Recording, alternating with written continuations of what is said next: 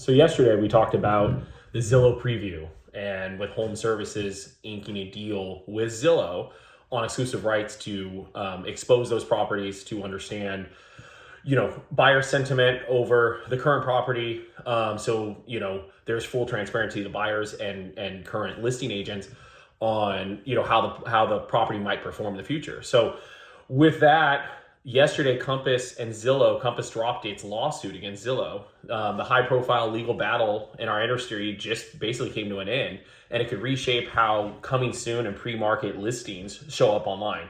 Compass dropped its lawsuit against Zillow after Zillow agreed to allow some pre-market homes back on its platform, ending a months-long standoff over how homes are advertised and who gets to see them. What was the fight about? Compass currently is the world's largest brokerage, built a big part of its strategy around semi-private listings marketed first to select group of buyers, often under labels like coming soon or private exclusives. The idea was the sellers could test wish list pricing and control exposure without racking up days on market or public history of price cuts, which directly affects the property over a period of time. Zillow, however, introduced listing access standards that ban listings from its site if they had already been marketed in a limited, gated way. That move hit Compass especially hard because it meant many of their pre-marketed properties would never appear on the country's most visited real estate app and website once they finally went public. Compass responded by suing Zillow, arguing that the policy unfairly hurt their clients and business model. A federal judge recently ruled that Zillow's policy could remain in place while the case continued, signaling an uphill battle for Compass. What changed this week? Zillow has now updated its standards, saying that listings environments has evolved and announced that it will display certain pre-market listings, including those from other major brokerages like Keller Williams and Remax, Intero, Home Services, through its new Zillow Preview experience. In light of that shift, Compass voluntarily withdrew its lawsuit.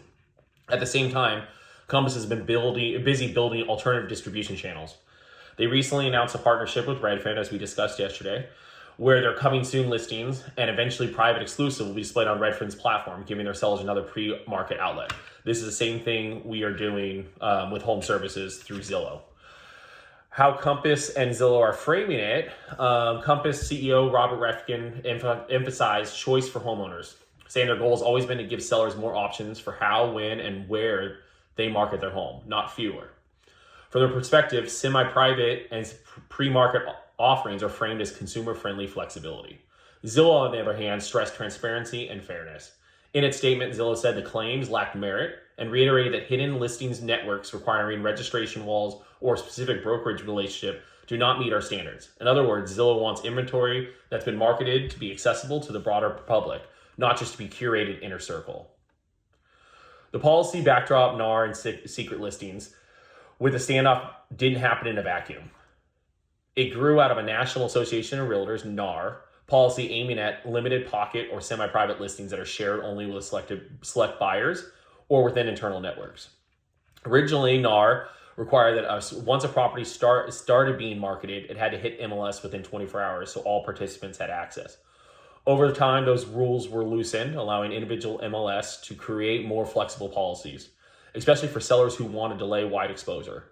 In that gray area, brokerages built their own private network strategies, and Zillow responded by tightening what it would show on its site. As we discussed yesterday, that was something that most brokerages do. We let people know in advance what's coming on within our brokerage.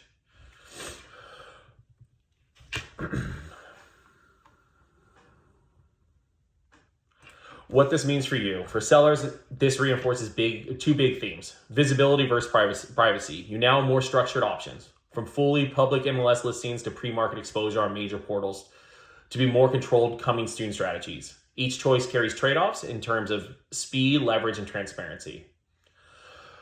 Platform reach matters. Being blocked from or featured on a platform like Zillow or Redfin can meaningfully affect buyer traffic. As we said, Zillow is the most trafficked real estate website platform in the world. The resolution of this lawsuit, combined with Zillow Preview and Compass Redfin alliances, is shaping where pre-market listings live and who sees them first.